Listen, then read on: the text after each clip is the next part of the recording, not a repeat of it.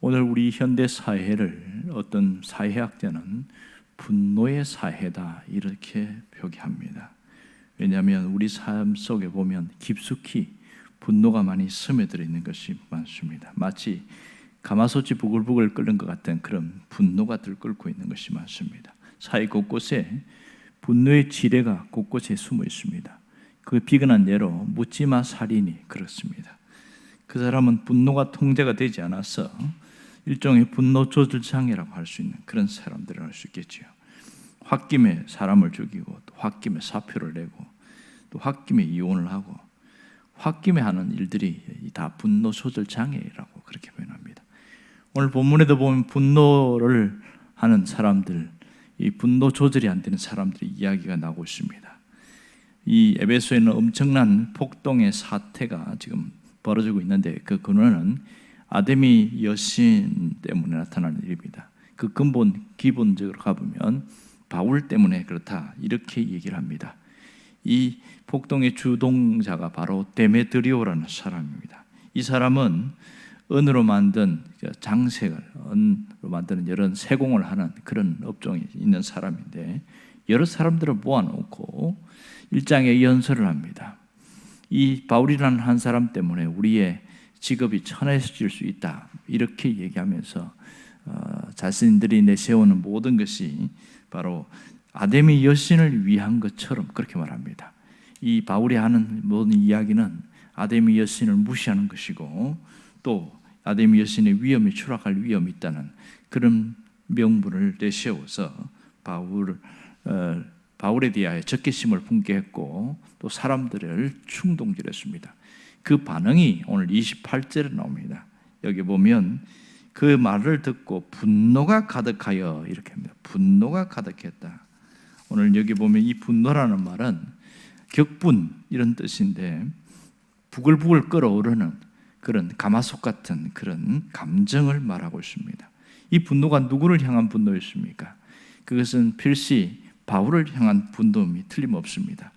그래서 외쳐 가로되 소리를 쳤다는 것은 지속적이고 반복적으로 소리쳤다는 건데 그들이 외치면서 누구를 찾았냐면 이 분노를 폭발시킬 수 있는 바울을 찾았고 바울을 제거하는 것이 목적이었습니다.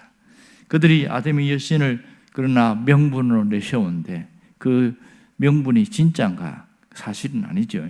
거짓된 명분이었고 오히려 자신들의 이익과 관련된 것으로 아데미 여신을 명분으로 그냥 하나 내세운 것밖에 없습니다.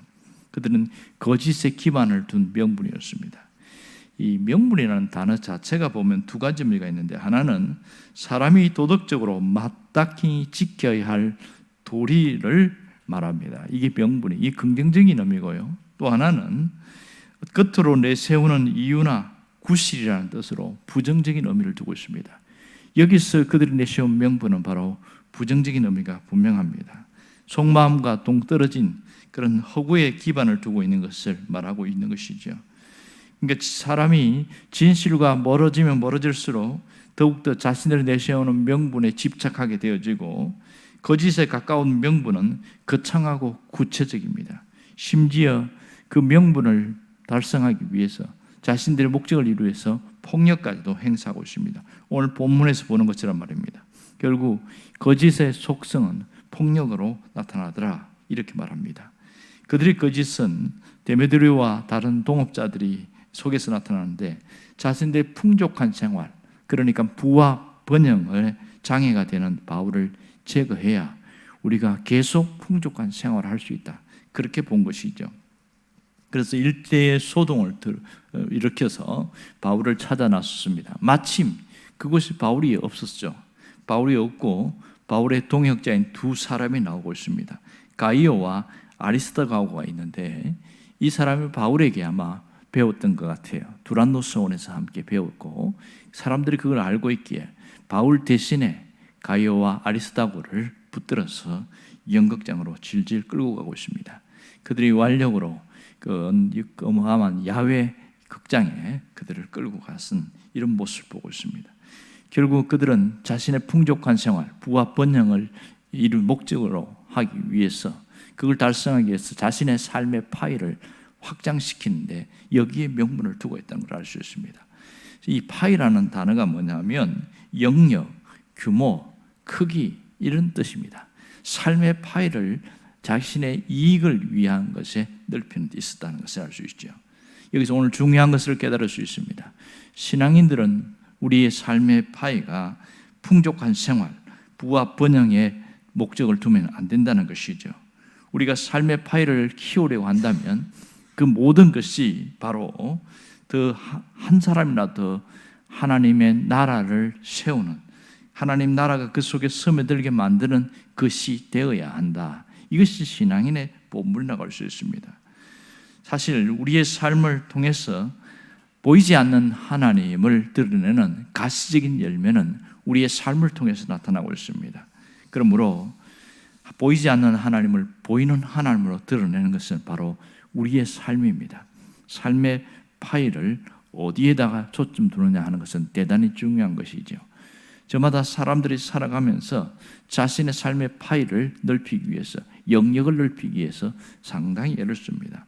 그래서 만들어낸 게 뭐냐면 신의 존재였습니다. 신을 어떤 형상을 가진 모습으로 사람들이 만들어내고 또 그것을 자신들이 섬기는 이러한 일들이 반복적으로 나타났습니다. 하나님은 이러한 것을 알기 때문에 형상을 가진 신을 만들지 말라. 출애굽한 이후에 하나님께서는 이스라엘 백성들에게 분명하게 말하고 있습니다. 그래서 출애굽 20장에 보면 너희는 형상으로 어떤 모양이나 어떤 한 것도 만들지 말라, 그런 얘기를 하고 있습니다. 왜냐하면 하나님이라는 존재가 형상을 가지면 그 자체가 어떤 형체 속에 갇히는 분이 되기 때문에 그렇습니다. 시간과 공간을 초월하신 하나님께서 인간의 눈으로 인식할 수 있는 어떤 제한적인 형체에 갇히는 그런 분이 아님에도 불구하고 사람들이 그렇게 만들었다면 더 이상 하나님이 아닌 것이죠. 하나님은 영이십니다. 시간과 공간의 제한을 받지 않는 그러하신 분입니다. 그런데 사람들이 만들어낸 형체가 있는 그런 신에 가두어 놓는 일들이 사실 있었지요. 사실 예수님 당시에는 예루살렘 성전을 하나님이 계신 집이라고 하면서 그곳에 하나님이 계신다고 더 이상 하나님을 그 성전 밖으로 나오지 못하게 만들었습니다. 그래서 성전 밖에서는 이 바리새인들이나 사두개인들이 온갖 악한 짓을 하면서도 성전 안에 가서는 거룩한 모습으로 하나님을 섬겼습니다.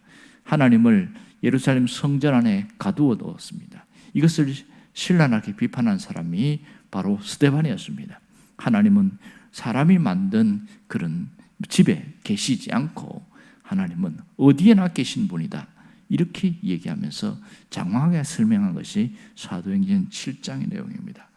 오늘 여러분 분명히 우리가 깨달을 것은 사람의 손으로 만들어진 신은 신이 아닌 것을 알 수 있습니다.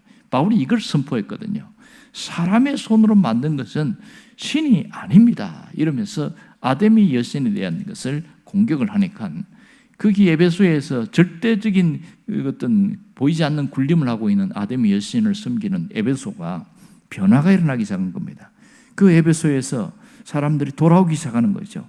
하나님께로 돌아오면서 에베소 여신을 버리기 시작합니다. 심지어 마법사들은 자신의 책도 다 불태우면서 하나님께로 돌아오는 일이 생깁니다. 그렇게 하면서 점점 이 은세공업자들이 자신의 직업이 천해질 것이고 풍족한 생활을 누리지 못하는 것에 대한 두려움과 위협을 느끼면서 바울을 제거하기로 했던 것이죠. 결국은 자신들의 삶의 파이를 풍족한 생활에 목적을 두었던 것을 알 수 있습니다. 하나님을 명분 삼아서 이렇게 풍족한 생활과 다시 말해서 부와 번영에 자신의 목적을 둔다면 오늘 본문의 데메드리오와 똑같은 사람이 될 수 있다는 걸 바랍니다. 그러나 신실한 신앙인들은 자신의 삶의 파이를 어떤 키우는 목적이 사람에게 두지 않는다는 겁니다. 하나님께 둔다는 것이죠. 만일 그럼에도 불구하고 신앙인이라고 자처하면서 자신의 삶의 파이를 풍족한 생활, 즉 부와 명예, 부와 어떤 번영에 둔다면 그것은 자신 스스로 자멸의 길로 가는 것이라는 것을 알 수 있습니다. 정말 참된 신앙인은 하나님이 기뻐하는 그 일에 더 더 자신의 삶을 드린다는 것은 우리가 분명히 알고 있습니다. 그러므로 누구보다도 열심히 일하고 수고하면서 우리가 해야 할 일은 당연히 우리 자신들의 삶의 파일을 넓히는 목적이 다른 사람을 위하여 사용되어져야 되는 것이죠. 그래서 그들을 위해서 자발적으로 자신의 권리도 포기할 줄 아는 것, 이것이 그리스도인의 삶의 모습이라고 할 수 있습니다. 그럴 때에 보이지 않는 하나님을 사람들은 보이는 하나님으로 인식하게 된다는 겁니다. 여러분, 지금도 우리가 섬기는 하나님은 영이시기 때문에 눈에 보이지 않습니다. 하지만 우리는 영으로 계신 그분이 분명히 존재하심을 믿고 있습니다. 그러므로 그분이 우리 삶 가운데 찾아오시고 우리의 삶을 주관하신다는 것도 믿고 있습니다. 그러나 우리가 어떻게 살아야 할 것인가? 하나님을 이용해서 내 삶의 파일을 확장하고 어떤 풍족한 생활을 누리는 데 돈다면 오늘 데메드리오와 같은 그런 어리석은 모습이 될 거라는 거죠. 우리의 영역에서 어떻게 하든지 간에 나를 통해서 하나님의 이름이 드러나고 하나님이 높임 받을 수 있는 그 목적으로 살아간다면 우리는 가장 가치 있는 삶을 사는 것이라고 할 수 있습니다. 우리가 온전히 한 사람이라도 더 하나님의 나라가 그 속에 스며들게 하는 것, 그것이 우리의 삶의 목적이요 삶의 파일을 확장시키는 그 명분이 되어야 합니다. 그럴 때 하나님은 우리를 크게 기뻐하시고 그를 통하여 모든 삶을 새롭고 회복시킨다는 것을 잊지 않기를 주의 이름으로 축원합니다. 기도하겠습니다.